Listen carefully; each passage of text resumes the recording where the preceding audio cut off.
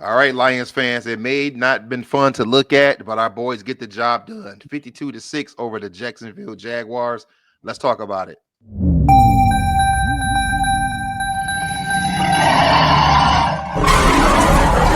Probably a slight delay, I guess. All right, son. I said on Twitter/X yesterday that this is what you're supposed to do to this type of a team. My prediction for the game was 42-16. I thought we would put it on them, but the Lions scored 10 more points and gave up 6 less points, son. Before we get into the breakdown on each side of the ball, what was your overall thoughts of the game yesterday? Wait, hold on. Did you try to show? Did it show the trailer for you? I just want to say that real quick. It did, yes. Okay, just in case the people didn't see it, the trailer there might be a slight technical difficulty because the trailer did not show for me. I just want to say that, so I don't Oh, know. Okay, so I don't know, just in case. okay, yes, it showed on my end. But okay, so yeah, it could have just been for me. But no, overall, I thought it was I just thought it was a dominating performance. To be honest, I mean, I think it was. I know we didn't punt. I don't know if we scored a touchdown on every single drive, but we might have because I know there was a while it was like 7 straight drives, 7 straight touchdowns or something like that. So yeah, it was a just straight up dominating performance, and the defense looked really well, obviously, in the score as you can see. Maybe we did because Jack Fox did not punt at all. Yeah, no, I know he didn't punt. I I just remember the looked, yeah, commentary. no, yes. Jack Fox didn't punt the ball one time. Wow. Okay, well, let's get into this. You know what? Let's start with the defense this time. The defense only gave up 6 points. First of all, let's start with the bad news on the defense. Team defensive leader Alex Anzalone is going to be out 6 to 8 weeks, son. They said it's a broken forearm, and that it looked. You could tell something was wrong on that tackle, son, because he pulled his left arm back like almost immediately Yeah. and tucked it. So 6 to 8 weeks. What's your thoughts on Alex Anzalone, the leader of our defense, being out for almost 2 months? Yeah, no, I think it's definitely a big deal. But I guess the one good thing about the Lions is we do have well, I like you said, he is a leader of the team, but I feel like they it's kind of like a next man up mentality. I feel like on the Lions, and I feel like Dan Campbell will be able to hold the team together just fine with it happening. Mm-hmm. Because I was trying to figure out, was Rodriguez his replacement or was he the other linebacker? Rodriguez is one of the other linebackers. They mostly run two linebackers, but Rigo's been getting more playing time, so it's usually Anzalone and Jack Campbell. But Rodriguez has been in there more. So when we're in a traditional 4-3, it's those three: Rodriguez, Anzalone, Campbell. When we're in the nickel, though, it's usually Anzalone is usually out there when we're in the nickel. Yeah, he's been doing really well in pass coverage, so maybe they'll start to hurt. But 6 to 8 weeks, that could possibly be in time for the playoffs, right? Yes, 6 weeks. Let me see. I'm trying to let me pull the calendar up in front of me. I want to say something for sure. NFC Championship game. If our boys make it that far, but let's just go 8 weeks from today. We're talking 8 weeks from today is January the 13th. The season ends on January the 5th. So technically, if the season ends on the 5th, son, and let's say that the Lions don't have to play in the wild card, that means the Lions don't play until the 19th. Yeah, because I'll be honest, a forearm is pretty bad, but that's not nearly as bad as breaking your leg or something. Right. You play with a brace. Yeah. So that means the 19th would be divisional, and the 26th would be the NFC Championship game. So I think we're going to Anzalone. I believe that when our boys hit the playoffs, we're going to see Anzalone out there. Kind of remind me of Ray Lewis. I Yeah. told that story before. That Ray Lewis last year, he something happened with him. It was elbow or forearm or something. He was out 6 to 8 weeks, and this dude was in the playoffs. Basically with a look like an Iron Man type of thing on his arm, bro, and out there making tackles. So I can Yeah. see Anzalone doing something like that. Yeah. Going to get back out there. Okay, let's look at this. Let's if I can get it back up. Okay. Let's talk about the defense first, son. The defense, you see what they did to Mac Jones, 17 of 29 for 138 yards. He was sacked once with an interception. We held their running backs to 41 yards total. Their receivers 17 receptions for 138 yards. And then you look down here at our defense, and you see it was led by Jack Campbell's 9 tackles and a half a sack, followed by Brian Branch's 7 tackles, and down the list we go. What was your thoughts on our defense? Yeah, so I guess it's going to be. I mean, we've already been talking about him for many weeks now, but we already know it's a recurring thing with Brian Branch. Brian Branch is pretty much he's all over the place. Like it's actually crazy. Um, and then obviously we got the other guy, Kirby Joseph. The other guy, Kirby Joseph. I mean, it's obvious. I mean, I don't even think it's really debatable. We have the best safeties in the league, like you said. Kirby Joseph is turning into what he's supposed to be because he's a free safety, a really good ball hawk. I trying to figure out. I don't know who I could compare him to as for a safety. To be honest, He's starting to look like Ed Reed, man. Okay. Yeah, and he's a good tackler too. He may not pop as hard as Ed Reed did, but he's a very solid tackler, and he's just a ball hawk. That's one I've been saying for years. The Lions need an Ed Reed type of safety, a guy who can actually hawk the ball when it's in the air, heat seeker. That's really what Kirby Joseph is. And I think they said, son, that he has 7 interceptions this season, or was it something like that, right? I have no idea. I would not be I think surprised. for the season, I know they say he leads the league. They said he leads the league in interceptions. Yeah, I would not. Yeah, I'm sure it's something like that. Yes, and Brian Brant's son, I mean, he's in his natural position. Last year as a rookie, he played more big nickel, but we know that when we drafted him out of Alabama, he was a safety. They moved him back to safety this year, and man, he's playing his natural position. Man, he is all over the place. I agree with you. I think there is not a better safety tandem in the league. Yeah. What were your thoughts on? What let's go. Yeah, let's go down the line. Let's go. What were your thoughts on the defensive line? The arrival of Zadarius Smith, the 2 solid defensive tackles, Aleem McNeil and DJ Reader, just plug in the middle, and then the other side is just a community of guys coming in. What's your thoughts on the D line yesterday? Yeah, no, and Aleem McNeil has been doing extremely well in the run game. He's kind of been an unsung hero, but I feel like he's starting to get. I don't know if that's the right term to use, but he's starting to get he's starting to get some more recognition. Like I've seen some videos on YouTube with him getting how people would break that stuff down with him, him getting quite a bit of views. And then what? Okay, I almost forgot. I almost called him Zedrick DJ Smith. Reader. No, I was going to talk about Zadarius Smith. It was Zadarius. Okay. And that was nice how him and Jack Campbell who got that sack together? I want to say it was, yes. Let me look at the stats. I want to say, because I saw half a sack. I want to say, yes, it was him and Jack Campbell. Yes. Yeah, no, you'd have to speak more on DJ Reader. I didn't notice him as much, to be honest. Because, yeah. Go ahead. Yeah, well, the thing about Reader is, because I was excited about him coming here, is that he's a run stuffing defensive tackle. So the biggest thing that Reader brings is that he next to Lee McNeil, they pushed that interior line back at the quarterback. That's why if Hutch was still playing, like this defense would be even better than they're playing right now, because we finally have defensive tackles who can push the guards and the centers back in the quarterback's lap. And that's what I know. And that helps collapse the run. That's one of the reasons, son, our run defense is so good. What were your thoughts on the linebackers? Before Anzalone went out, Campbell, Rodriguez, they seemed like they weren't letting anything get by him. No, yeah, I thought the linebackers did amazing. I thought they did really good. Yeah. They did. Yeah. And then what about the DBs? Oh, yeah. No, like I said, that rookie was getting off a little bit, but to be honest, he was only, I'm not trying to get excuses. He was only getting off on the hardest routes you can do in man coverage. They were all dig routes. All those routes that he was catching were routes in the middle of the field. And we already know that. That's because the Lions they literally play man coverage 50% of the time or something insane like that.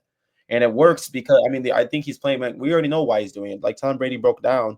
They're doing the man coverage so they can get pressure and make those throwing windows tight. Because a lot of times when they catch those balls, they're getting popped, to be real. They were popping. Yeah, people was getting popped yesterday. Yeah.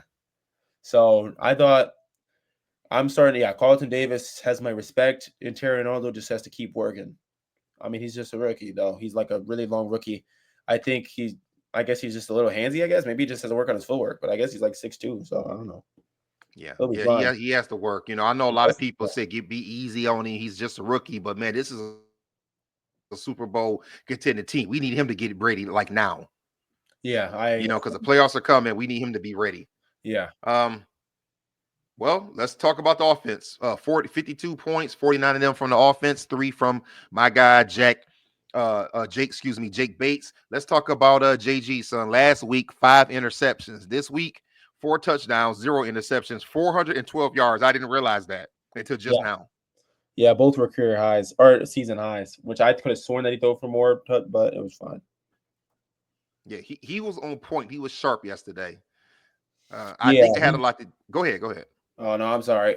No, I'll say yesterday he like I don't know, like he looked like less like a game manager, more like a playmaker. He like looked He did. faster than I've ever seen him move. He was like moving around the pocket, making throws on the run. He was starting to listen. We'll get into that, but I'm not gonna lie. I'm kind of getting off subject, but I remember you always talk about that Redskins team that beat the Lions. I think the Lions are looking like that now. Like I think they're about to They just are. run through They the are. NFC. Son, I'm I gonna be very honest with you. That 91 Redskins team that beat our Lions, first they beat us in the regular season, Sunday night football, 45-0. And then they beat us again in the NFC championship game, 43-10. And yeah I told you when I saw that team, to be honest, this Lions team is looking like that. I mean, that the truth about that Washington Redskins team, son, is that they were literally solid. It wasn't about all the Hall of Famers because they did. Daryl Green was on that team. If I'm not mistaken, Charles Mann was on that team.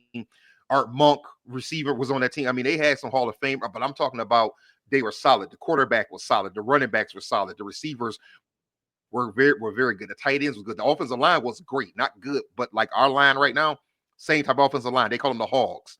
The yeah offensive line was solid. And the defense the Lions are reminding me a lot of that team, and they were blowing teams out too.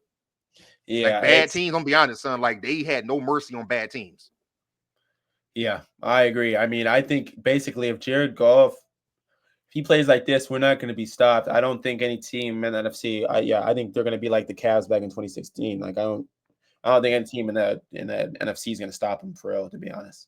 I And I don't think think the so Chiefs are either. going to have to step their game up if it's hitting them in the Super Bowl. I think that the Eagles may give us some problems only because of the way Saquon Barkley's playing. Saquon Barkley is looking like an MVP, man. He's insane out there, man.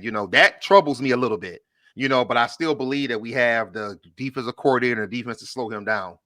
Yeah, But of course, we're jumping ahead of ourselves. yeah, We got to get to the NFC Championship game first. Okay, that's your thoughts on JG. The offensive line.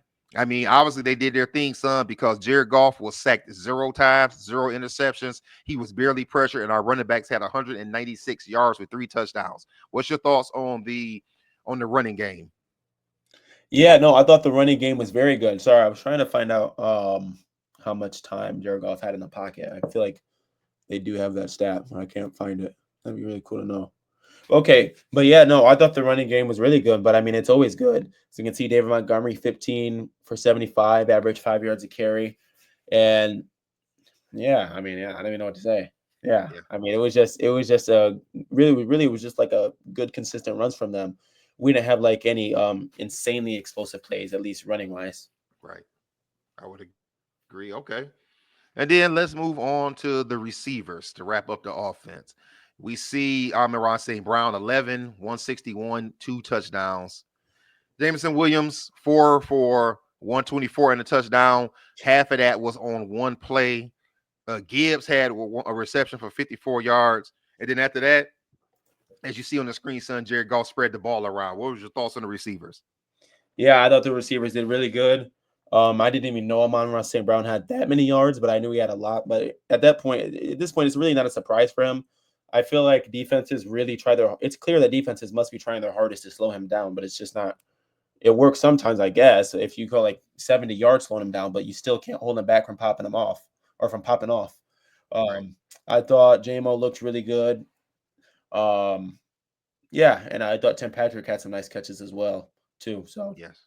and Yes. Tim, yeah. Tim Packers has been a nice surprise.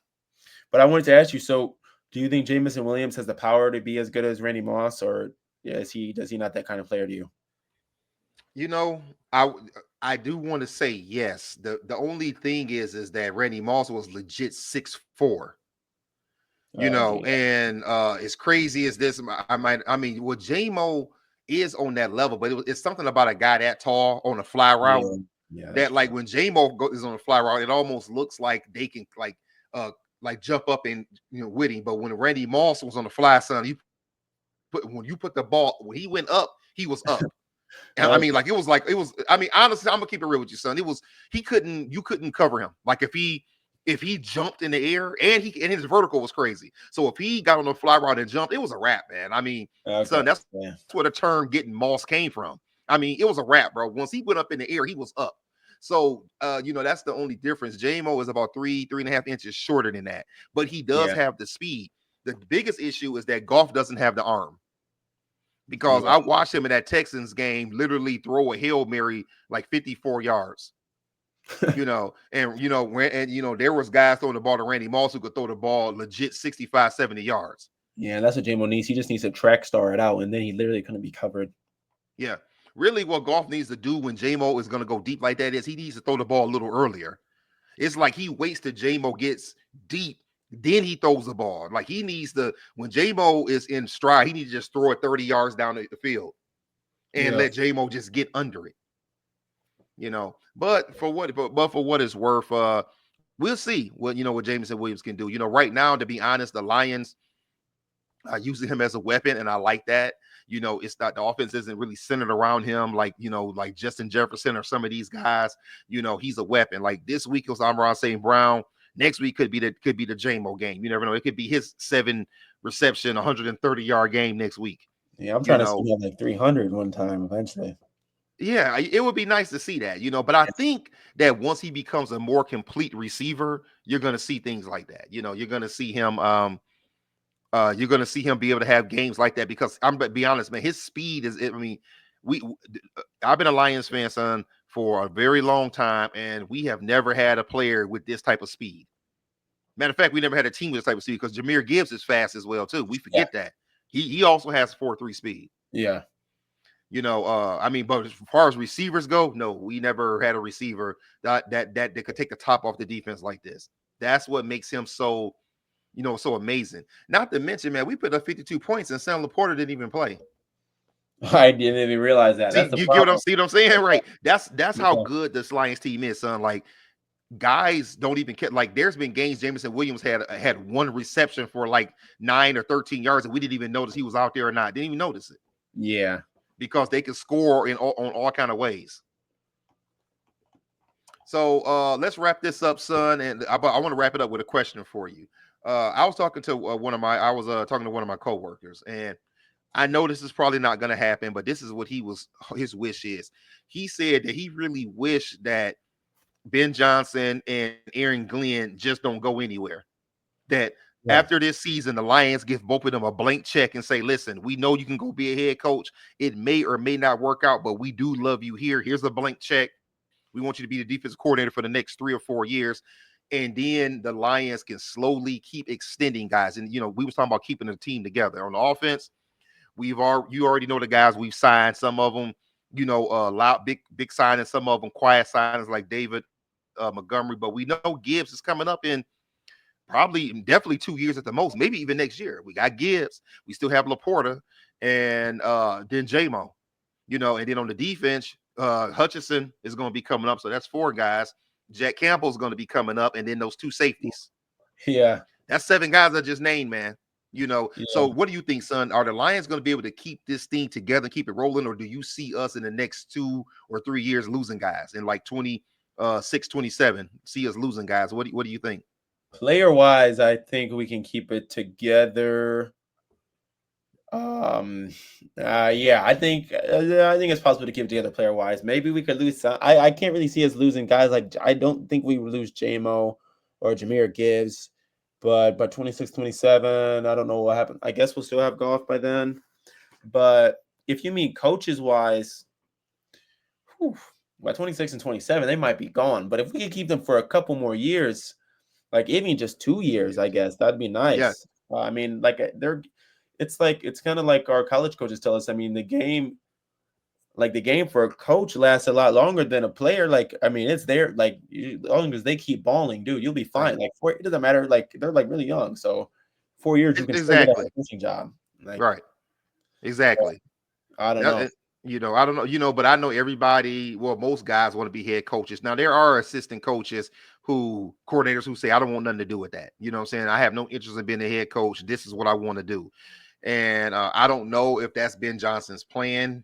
I don't know if that's Aaron Glenn's plan, but I agree. I told my coworker, I agree. If we could somehow keep these guys 2 more years, I don't think it's going to happen, son.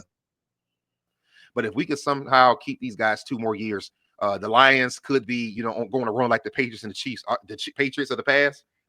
Excuse me, and the Chiefs right now.